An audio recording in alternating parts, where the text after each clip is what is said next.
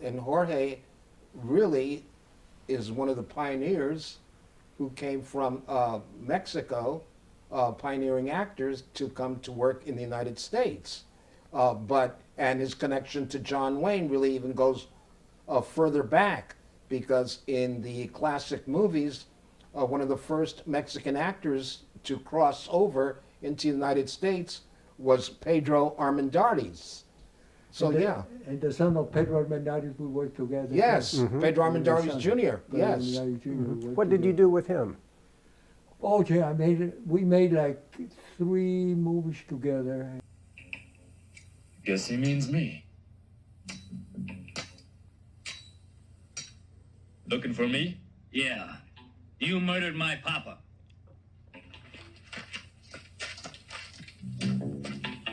What the hell are you talking about? I'll remind you. Why don't you go home, son? Can't recall your pa.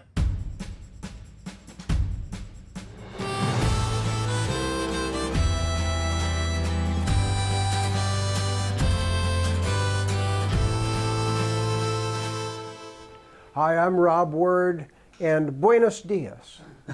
Because today I have 2 people who are going to join me and you to talk about Westerns, and they speak a language that I don't, and that is Spanish. I have author Luis Reyes. You may have his book, Made in Mexico. If you don't, you should go get it. And also Viva Hollywood, produced by TCM. And the foreword in this, oh my goodness, it's done by Jorge Rivero, and he's joining us too. Hola a todos. Oh, nice to see you. So, Jorge and Louie, welcome to the show. Well, thank you, Rob. Yes, thank you. I thought it would be interesting to have somebody who knew more about some of these films than I do, which I know it's rare, but, you know, I'm okay with that. You're the authority. Well, I'll just be the facilitator and ask a couple of questions. So, one is, how did you 2 meet? Well, I met him. He came to me, and he asked me, I told me I'm a writer, etc. I'm a book writer, and that's how I met him. Yeah, we met quite a few years ago. Yes. And Jorge was so generous with his time, and he told me about working in Mexico, making films in Mexico, and also about working here in Hollywood with John Wayne and James Coburn, Charlton Heston, and all the films that he did, and we became friends. What is it that attracted you, Louie, to the Hollywood films that were shot in Mexico? Well, I was working in Mexico as a publicist on several films, and I got to meet a lot of the old-timers that were still working at Churubusco Studios, which was the main studio in Mexico City. And I didn't realize that Churubusco Studios was built and co-financed by RKO Studios in the 1940s during World War II, during the period of the Good Neighbor policy. So I didn't realize that. And at that time, Churubusco looked like RKO. It had the offices, it had a back lot, it had everything that a studio, and that helped the Mexican film industry progress to become a world-class cinema that went on to win awards. It won right after World War II. It won the first Cannes Film Festival, Maria Candelaria, which was the first film by Emilio Fernandez. The actor who was in the Wild Bunch. Yes, actually played Mapache Yes. in the Wild Bunch later on, yes. Well, now, Jorge, did you work at that studio also? Oh, yes. I worked in that studio. It was very pretty, and it really looked like an American studio. Mm-hmm. Yeah, very pretty. Was it a long commute, or was it close to town? It was in the middle of town. Wow. I mean, they made it. They had a big office there, and of course, the city grew and absorbed the studio. But the studio was very nice, very pretty, and a lot of producers had their offices there and everything. And even John Wayne filmed there, because at the time there were no when he would shoot his latter westerns, they would shoot in Durango, Mexico. But Durango did not have any sound stages, so it was hard to shoot interiors. So films like The Sons of Katie Elder, they were filmed in Durango, but the interiors We're at shot Churubusco. at Churubusco Studios. Exactly. Boy, what a place, what a story that is, yeah. too. Oh, yeah. So, now, I met Gabriel Figueroa, the great cinematographer, yeah. one time, and Yeah. what Oh, yeah. he shot John Ford's The Fugitive Correct. with Henry Fonda, which was a financial flop, but so beautifully done, the shadows and the light that he was able to do. There was a tribute to him at the Motion Picture Academy, and boy, I wish I'd had a poster for him to sign. Just, they did a collage, a montage of scenes from his different movies, and they're breathtaking, and I'd say 90% of them were the Mexican productions that he did. Did you ever work or meet him? No, but I know of him. Yeah, no, I never worked with him. John Ford respected Gabriel Figueroa so much that, and all of the Mexicans that he had worked with, Mexican film artists, that if you watch The Searchers, when the Mexican vaquero comes and John Wayne meets with him in the bar and he helps him search for Chief Scar, or Cicatriz, as he's known there. The Mexican is played by Antonio Moreno, who's a legendary pioneer of filming. He started with D.W. Griffith way back in New York.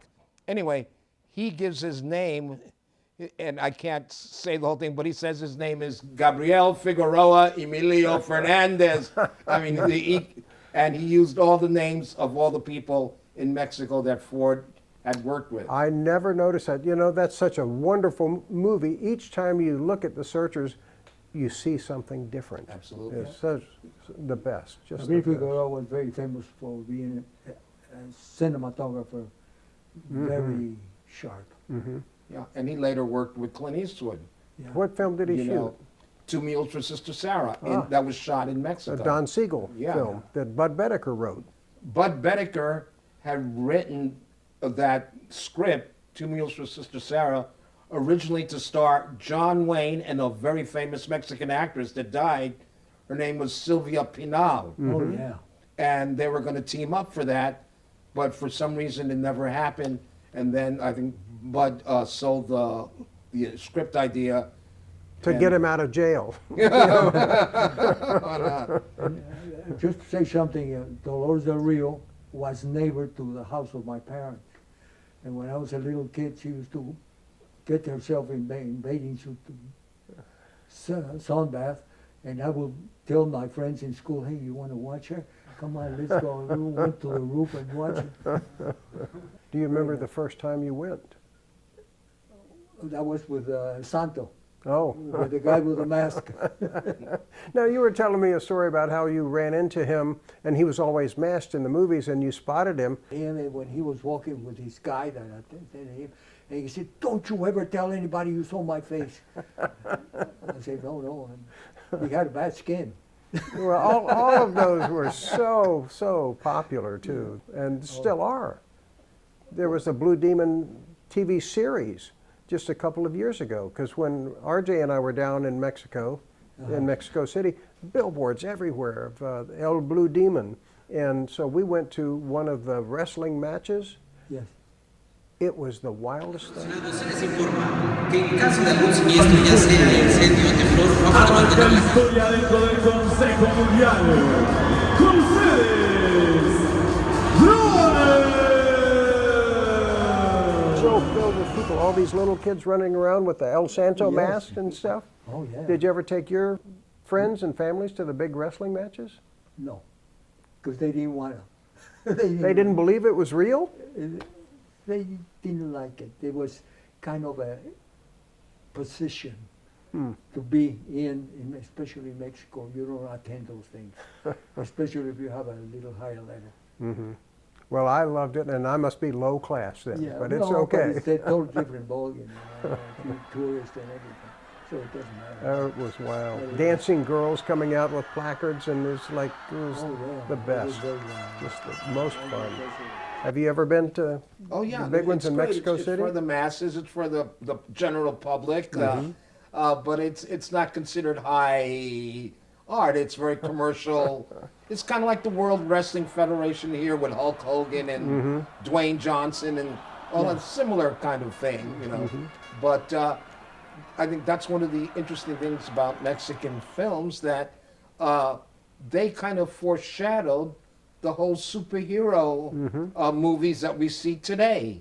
You know, it's interesting that El Santo, the masked wrestler that had extraordinary powers, these are things that now, you know, the Marvel superheroes that we see now, the Marvel Cinematic Universe is something that, you know, was spearheaded by the Mexican films. I grew up in the South, and there was a Saturday afternoons, they would run these movies dubbed into English, wrestling women versus the Yeah. Aztec mummies and stuff. That seemed like it was on every 4 weeks. Just great. I loved all that. Yeah. Oh, So yeah. much fun. But that was before the superhero movies. Correct. Yeah. Correct. Yeah. And that incorporated the masked wrestler incorporated elements of Mexican culture. You know, Yes. Like I mean, what? the Aztec, like you said, the Aztec, the indigenous roots of the people, the people that emigrated from the rural to the cities,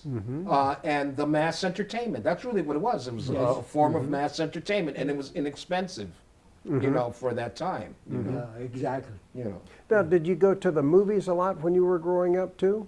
Oh yeah, oh yeah. I love the movies. I love to see the movies, and all those black and white.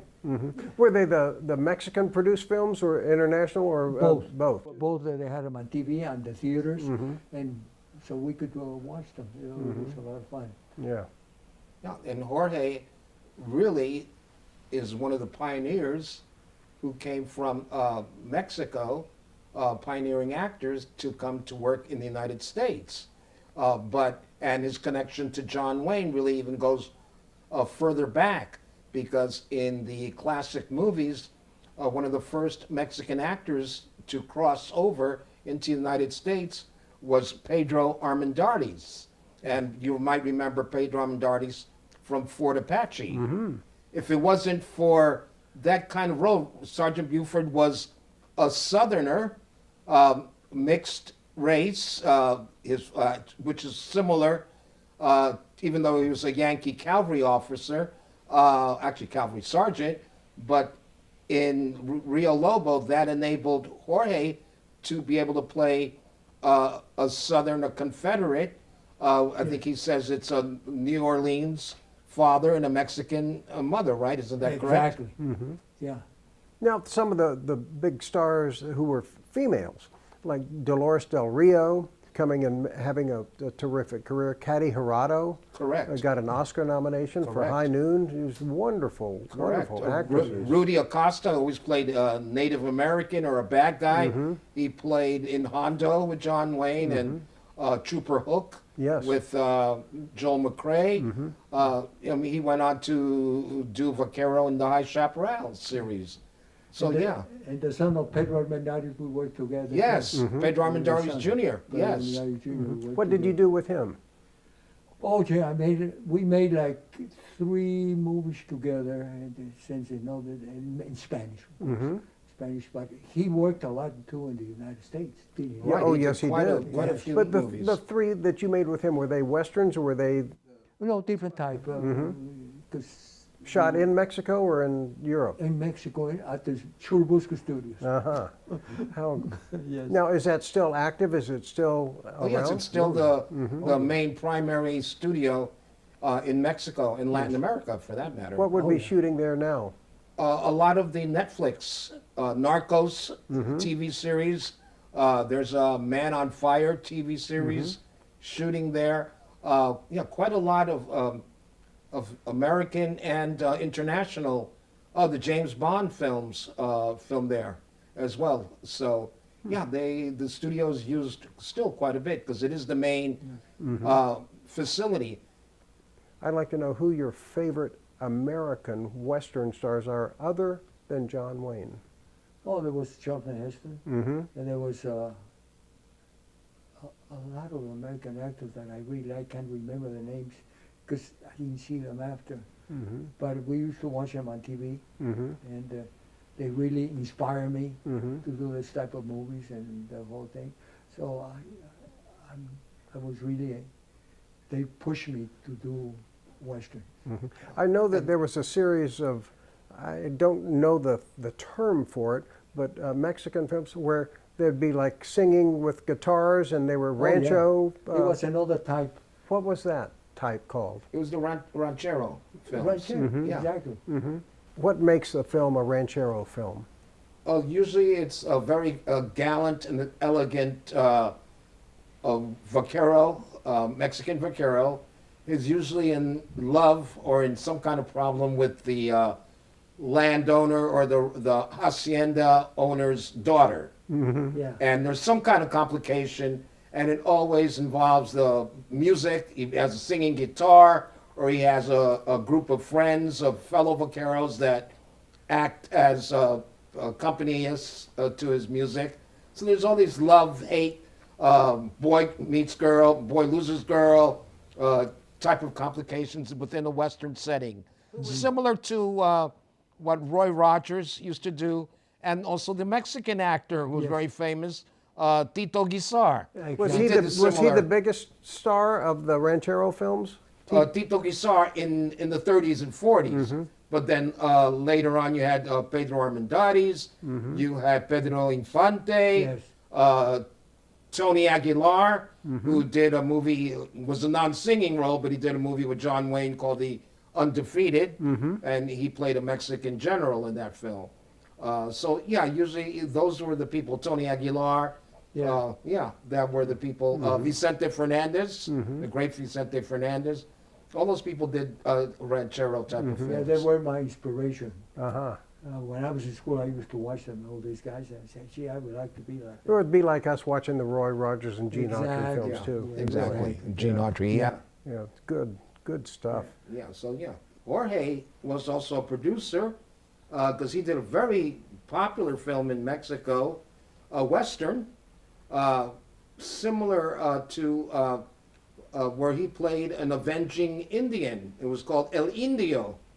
Okay, and it was a very popular Western. Very popular. He was the lead, and it was similar to Charles Bronson-like film like Chato's Land, but he was El Indio, and he was an avenging Indian, and Jorge produced It it. should have been a sequel to that, did it? There was, I think there was one, didn't it? So it did No, well. because my partner died. Oh, Oh, but it did well. The film Oh, did yeah, well. it did very well, and I have the poster. It's a very nice poster. Uh-huh. I'm here with my rifle like this, in my weight. Just like Bronson. yeah. And he also played an Indian in Native American in Centennial. Centennial. Oh, tell us about Centennial. Centennial. That was a wonderful miniseries. miniseries. Well, it was done in Mexico at the time, and my English wasn't so good. So it was very difficult sometimes for me to understand the producer. So I had to always ask the double to tell me exactly what he's saying. So it was fun. He played the Indian chief during the segment with Richard Crenna. It was based on that massacre that general or those general took it upon himself to go ahead and massacre an Indian village. I have to show you the picture because you will like it. I'm on top of a horse, and I'm having my rifle and the flag blowing like this, and the picture is very good. You will like it. You will like to paint it. Oh, nice. It's very nice. I have to show it to you. And it's a photo used on the poster for the I don't know if movie? it was used on the poster, but But it was symbolic because I think his character had come to an understanding with the settlers. And then they betrayed him and they massacred his village while he was away. So Based he on comes upon his village and discovers it. yes. You know. Was Virgil Vogel the director on those? Yes, Mm-hmm. yes. He was a good director. Oh, He very worked good. all the And time. very sharp. Mm-hmm. Mm-hmm. Yeah. And he was a good director. One of the reasons why was he was an editor Mm-hmm. at Universal prior to becoming a director, so he Yes. knew what was needed. He knew how to get the shots. Yes. Yeah. Robert Wise was another editor who became a legendary filmmaker. Oh, yes. Mm-hmm. Oh, yes. So as a producer, did you pull everybody together? You'd pick the director, the stars? For El Indio.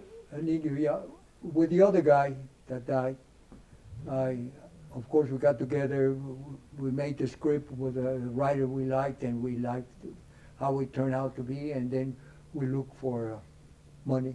Yeah. And then we made the movie. Who directed that?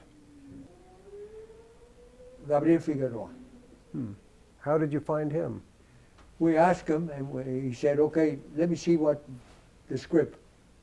He didn't want to work on something stupid. So he wrote it, he said, I like the script, it's very good. Okay, let's do the movie. Mm-hmm.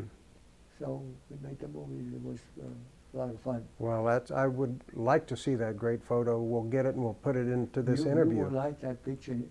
Do a especially painting? for Woo, you're putting a challenge on me now. I'm feeling the pressure. Yeah, you will like it, because it's, everybody that goes to my house and sees pictures, you go, oh my God, what a great picture. Okay, well, that's a challenge. I'm Yeah. up to it. I'm ready. Okay. Now, tell me about your mother. Oh, my mom, she was a very tough lady. She was very particular in the sense how the house looked, how the house was, how clean the house was, and she made us go to school and study. She sent me to a military school in Mexico. Did you like that? At the time, I didn't even know why they sent me to a military school. And it was Universidad Militar Latinoamericana. And I didn't know why. And I asked my father, and he said, discipline, Jorge. Oh, okay. Were you an irascible child? No, but I didn't know why they sent me to a military school. All my friends were in the military school, and I all of a sudden I'm in a military school. I had to sleep there and everything, and then my dad would come on Saturday to pick me up and then bring me up on Sunday. So I didn't know why. So what did you learn from that experience? Discipline. So your dad was right, and your mom too. Discipline. So your mom was a good influence then Oh, on yes. you. She was a very good influence. She wanted me to do something in life and not just be a nothing. When you decided to go into acting, Yes. what was their response? She said, why you want to do acting? Why don't you do a career like her father had? My father was a chemical engineer. He had a tannery. He said, well, so you do a tannery. But I really liked the theater and what I was doing in school. And I was fine. And then they asked me to do the movie with El Santo. And I say, yes. And from there on. Yes, yes. It's being at the right place at the right time. Yes, exactly. Tell them about the story. You were almost going to make it to the Olympics. Oh, yeah, I made Oh. the Pan American Games, Central American Games, And doing what? What was your swimming. swimming? I used to swim butterfly, and I was in the water polo team. Mm-hmm. And it was a lot of fun, and I want to continue. We wanted to go to the Olympics, but at the time then I had to do a theater, and that was it. I couldn't swim anymore. In your workout, your daily workout, do you swim at the gym, at a pool? No, because it will take me a lot of time. Now I do my walking up the hill and down the hill, and I go to the gym and work out body weight, body weight, and all that kind of stuff. For your hike in the hills, because I do that too, how long do you spend hiking in the morning? For instance, I take Marmount. I park behind the hotel and I take Marmount all the way up. I cross Hollywood Boulevard and keep on going up. Then I come down, take Hollywood Boulevard, and if I feel good, I take Crescent Heights. And then I go Crescent Heights all the way up and all the way down to my car. On the sidewalk that's on the side. Exactly. Yes. And I like that because it's a sidewalk Yep, there. yep. So, And there's no traffic. I mean, And a little there's- bit of traffic, yeah. but not much. the Yeah. sidewalk helps a Yeah. lot on narrow streets. Yep. I do that too, walking to that restaurant, APACHE. Yeah. Did you ever eat there? No. That's the It's best good. salmon anywhere. Oh, really? Here's what we'll do. We'll hike there one evening. We'll walk. Oh, yeah. Just the two of us. Oh, yeah. We can eat at the bar. Oh, yeah. Maybe I'll have an adult beverage and you can have some power drink. Okay. Okay. All right, sounds You're more good. than happy. All right. And I want to thank you both for joining us here today. I think it was nice Thank you. to have the mix of the two of you together because it opened up areas that I'm not. Oh, he knows a lot. Oh, he does. Yeah. Here are the books again, everybody. Right here. Here are the books. Yeah, and people don't realize that another film that we had mentioned, Soldier Blue, where he also played a Native American. Even though it takes place in the Southwest, it was actually shot in Mexico, and that was Soldier Blue with Candice Bergen And Peter Strauss. and Peter Strauss. Peter Yes. Strauss. Who directed that? Who was it? Who was Oh, he's a famous What was his director. name? You got the Brit- book? We can look it up. Yeah, well, you guys look it up at home. Soldier Blue. I'll be back next time with more fun Oh, on Ralph Nelson. A terrific director. Right. I'm going to have to see that again. I remember being kind of shocked at the violence when I first saw it. I go, who's the hero here? Who's the good? Who's the good Yeah, guy? it's very hard especially for Native Americans, to watch that even today. It's Yes. the ending is so shocking, because we're not used to seeing, that kind of brutality and violence, and particularly At that time especially at that time. it had kind of echoes of Vietnam and the My Lai massacre, Yes. and to see, and we're used to seeing John Ford, where the cavalry is heroic and upholding the tradition of the West. And this film, you're seeing the cavalry being bad guys. It was shocking for its Yes. day, even for today. Yeah. Yeah. It's worthy of revisiting. Yes. And thank you for revisiting with me here today, too. And I really enjoyed having you here. We enjoy you, we enjoy him, and we enjoy your house. Okay. Thank you. All right. And thank you all for watching.